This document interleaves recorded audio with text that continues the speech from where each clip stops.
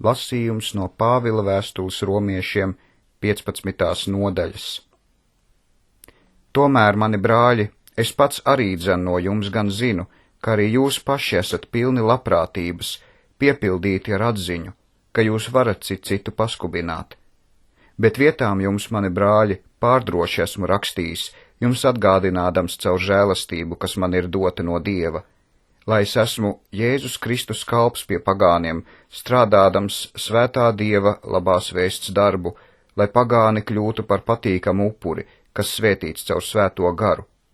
Tad nu man, Dievam kalpojot, ir ko lepoties Kristū Jēzū, jo es neiedrošināšos, ko runāt, ko Kristus pagānu paklausības labad caur mani nav strādājis ar vārdiem un darbiem, caur zīmju un brīnumu spēku, caur Dieva gara spēku, tā ka es Kristus vēsti esmu izpaudis no Jeruzalemes visapkārt līdz Ilirijai, un tā no sirds darbojies vēsti pasludināt, kur Kristus vārds vēl netapa piesaukts, ka es namu neuzceltu uz cita pamata. Bet itin kā ir rakstīts, kam no tā nav sludināts, tie redzēs, un kas nav dzirdējuši, tie dabūs zināt. Tāpēc es arī daudzreiz esmu aizkavēts pie jums nākt. Bet tagad, kad šinīs zemēs man vairs nav vietas, un man jau daudz gadu ir liela vēlme pie jums nākt, tad es uz Spāniju iedams pie jums nākšu, jo es ceru, ka pārstaigādams jūs redzēšu, un no jums uz turieni tapšu pavadīts, kad es pirmkārt mazliet ar jums savu ilgošanos būšu piepildījis.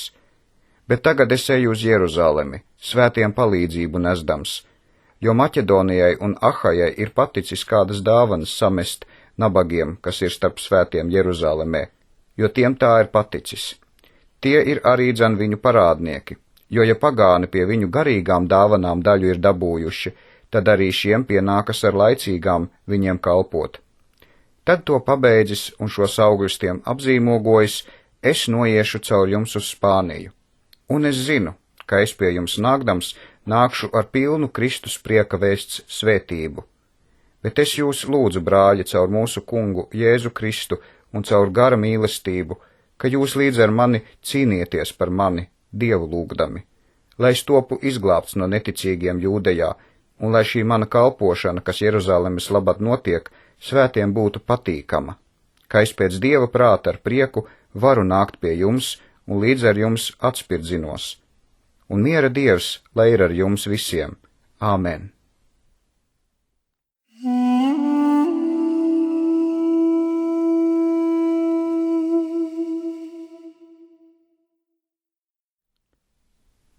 Pirmā Samuēla grāmata, 29., 30. un 31. nodaļa. Un filistieši visus savus pulkus bija sapulcinājuši Afekā, un Izraels apmetās pie Jezreēla sakas, un filistiešu lielkungi tur gāja ar 100 un ar 1000, bet Dāvids un viņa vīri gāja ar Ahišu no aizmugures. Tad filistiešu lielkungi sacīja, ko šie ebreji te dara? Un Ahišs sacīja uz filistiešu lielkungiem, vai šis nav Dāvids, Saula Izraēla ķēniņa kalps, kas šīs dienas un šos gadus pie manis bijis, un es pie tā nekā neesmu atradis no tās dienas, kad viņš tur ir atkritis līdz šai dienai.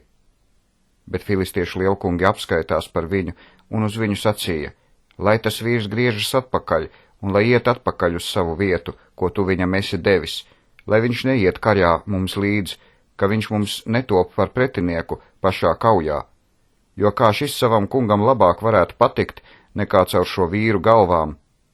Vai šis nav Dāvids, par ko tie dejojot un dziedot sacīja, Sauls ir 1000 kāvis, bet Dāvids 10 000?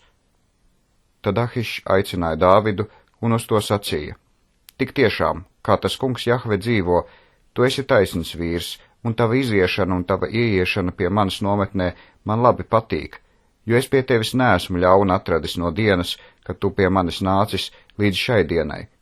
Bet lielkungiem tu neesi patīkams. Tad nu griezies atpakaļ un ej ar mieru, ka tu ļauna nedari filistiešu lielkungu acu priekšā. Tad Dāvids sacīja uz Ahišu, ko es esmu darījis un ko tu pie sava kalpa esi atradis no dienas, kad es tavā priekšā bijis līdz šai dienai, ka man nu nebūs iet un kauties pret sava kunga ķēniņa ienaidniekiem. Tad Ahišs atbildēja un sacīja uz Dāvidu, Es gan zinu, tiešām, tu manām acīm esi patīkams, tāpat kā kāds dieva eņģelis, bet filistiešu lielkungi saka, lai viņš neiet karā mums līdzi. Tu tad celies rītā agri ar sava kunga kalpiem, kas tev līdzi nākuši, un celieties rītā agri, kad gaisma būs metusies, un ejiet. Tad Dāvids cēlās ar saviem vīriem, iet agri atpakaļ uz filistiešu zemi, bet filistieši cēlās uz Jezreēlu. Un notikās, kad Dāvids ar saviem vīriem 3. dienā nāca uz Ciklagu, tad amalekieši no dienvidiem Ciklagā bija ielauzušies un Ciklagu kāvuši un ar uguni nodedzinājuši, un sievas no turienes bija aizveduši, un mazus un lielus, bet nevienu nebija nokāvuši, bet aizveduši un gājuši savu ceļu. Un Dāvids ar saviem vīriem nāca pie pilsētas, un redzi, tā bija nodedzināta ar uguni, un viņu sievas un viņu dēli un viņu meitas bija aizvesti. Tad Dāvids ar vīriem, kas pie viņa bija, pacēla savu balsi un raudāja, kamēr tiem vairs nebija spēka raudāt. Arī Dāvida abas sievas, Ahinoāma, Jezreēliete un Abigaila, Nābala sieva, Karmeliete, bija aizvestas. Un Dāvidam bija ļoti bail, jo ļaudis to gribēja akmeņiem nomētāt, jo visiem ļaudīm sirds ēdās, ikvienam par saviem dēliem un par savām meitām. Bet Dāvids stiprinājās tai kungā Jahve savā dievā, un Dāvids sacīja uz priesteri Abjataru, Ahimeleha dēlu, dod ģel efodu šurp, un Abjatars nesa efodu pie Dāvida. Tad Dāvids vaicāja to kungu Jahvi, sacīdams, vai man būs to pulku vajāt, vai es tos panākšu? Un viņš tam sacīja, dzenies, tu tos panāksi, un patiesi atpestīsi. Tad Dāvids nogāja ar 600 vīriem, kas pie viņa bija, un kad tie nāca pie Bezoras upes, tad tur citi apstājās, un Dāvids tos vajāja ar 400 vīriem, bet 200 vīri tur palika stāvot, kas bija piekusuši, ka nevarēja iet pār Bezoras upi. Un tie atrada vienu ēģiptieti laukā, to tie atveda pie Dāvida un deva tam maizes, un viņš ēda, un deva tam ūdeni dzert, un deva tam vienu šķēli vīģu raušu un 2 rozīņu raušus, un viņš ēda, un viņa gars atkal atgriezās pie viņa, jo viņš nebija maizes ēdis nedz ūdens dzēris 3 dienas un 3 naktis. Tad Dāvids uz to sacīja, kas tu esi, un no kurienes tu esi? Tad tas sacīja, esmu ēģiptiešu puisis, kāda amalekieša kalps, un mans kungs mani atstājis, tāpēc, ka es pirms 3 dienām esmu slims kļuvis. Mēs bijām ielauzušies pret dienvidiem pret kretiešiem un uz Jūdu, un pret dienvidiem pie Kāleba, un Ciklagu ar uguni esam nodedzinājuši. Tad Dāvids uz to sacīja, vai tu gribi mani novest pie šā pulka? Un tas sacīja, zvēri man pie Dieva, ka tu mani negribi nokaut, nedz nodot mana kunga rokā, tad es tevi pie šā pulka novedīšu. Un viņš to noveda, un redzi, tie gulēja izklīduši pa visu klajumu, ēda un dzēra un dejoja par visu lielo laupījumu, ko tie bija paņēmuši no filistiešu un Jūdu zemes. Un Dāvids to skāva no krēslas līdz 2. dienas vakaram, un neviens no tiem neizspruka, kā vien 400 jauni vīri, kas uz kamieļiem jāšus aizbēga. Tā Dāvids izglāba visu, ko amalekieši bija paņēmuši, un Dāvids arī izglāba savas abas sievas, un no tiem netrūka neviena, ne maza, ne liela, ne dēla, ne meitas, ne no laupījuma, ne no visa, ko tie tiem bija paņēmuši. Visu Dāvids veda atpakaļ, un Dāvids ņēma visas avis un vēršus, un tiešos lopus dzina Dāvida priekšā, un sacīja, šis ir Dāvida laupījums. Kad nu Dāvids pie 200 vīriem nāca, kas bija piekusuši, ka Dāvidam nevarēja sekot, un tāpēc pie Bezoras upes bija atstāti, tad tie Dāvidam un ļaudīm, kas pie viņa bija, izgāja pretī, un Dāvids piestājās pie ļaudīm un vaicāja par viņu labklājību. Tad visi netiklie un negantie ļaudis to vīru starpā, kas ar Dāvidu bija gājuši, atbildēja un sacīja, tāpēc, ka tie mums nav nākuši līdz, tad mēs tiem arī nekā nedosim no laupījuma, ko esam glābuši, kā vieni katram savu sievu un savus bērnus, tos lai tie ņem un iet. Bet Dāvids sacīja, tā jums mani brāļi nebūs darīt ar to, ko tas kungs Jahve mums ir devis, jo viņš mūs ir pasargājis, un pulku, kas pret mums nācis, ir devis mūsu rokā. Kas jūs šinī lietā varētu klausīt, jo kāda daļa ir tiem, kas gājuši kauties, tāda pat daļa būs arī šiem, kas pie rīkiem palikuši, tiem kopā būs dalīties. Un tas no tās dienas nu joprojām ir tā palicis, jo viņš to par likumu un tiesu ir iecēlis Izrēlā līdz šai dienai.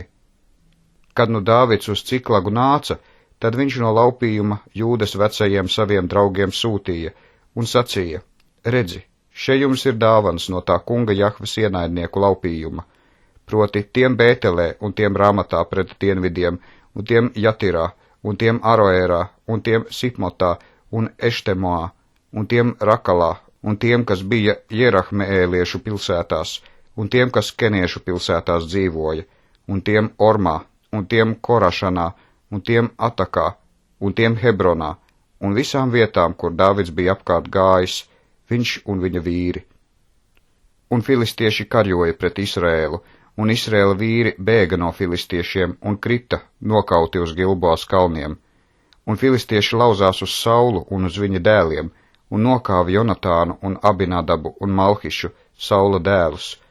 Un kauja bija briesmīga pret Saulu, un strēlnieki vērsa savus stopus pret viņu, un viņš tapa smagi ievainots no strēlniekiem. Tad Sauls sacīja uz savu bruņu nesēju: izvelc savu zobenu un nodur mani ar to, ka šie neapgraizītie nenāk un mani nenoduļ un mani neliek smieklā. Bet viņa bruņu nesējs negribēja, jo viņš bijās ļoti. Tad Sauls ņēma zobenu un metās uz tā. Kad nu viņa bruņu nesējs redzēja, ka Sauls bija miris, tad tas arī dzan metās uz sava zobena un mira līdz ar viņu. Tā Sauls nomira un viņa 3 dēli, un viņa bruņu nesējs un visi viņa vīri tai dienā kopā. Kad nu Izrēla vīri, kas bija viņpus ielejas un viņpus Jordānas, redzēja, ka Izrēla vīri bija bēguši un ka Sauls ar saviem dēliem bija nomiris, tad tie atstāja pilsētas un bēga, un filistieši nāca un dzīvoja tajās. Un otrā dienā filistieši nāca nokautos aplaupīt, un atrada Saulu un viņa 3 dēlus uz Gilboas kalniem guļam.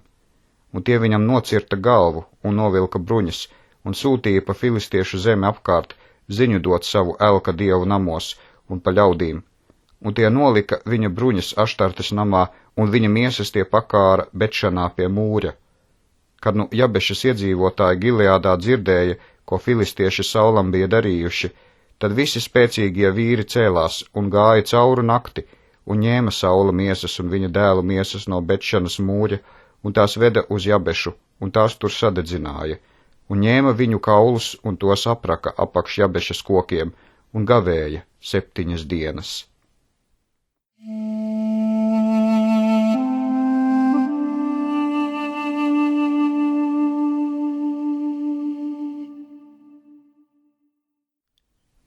Septiņdesmit pirmais psalms.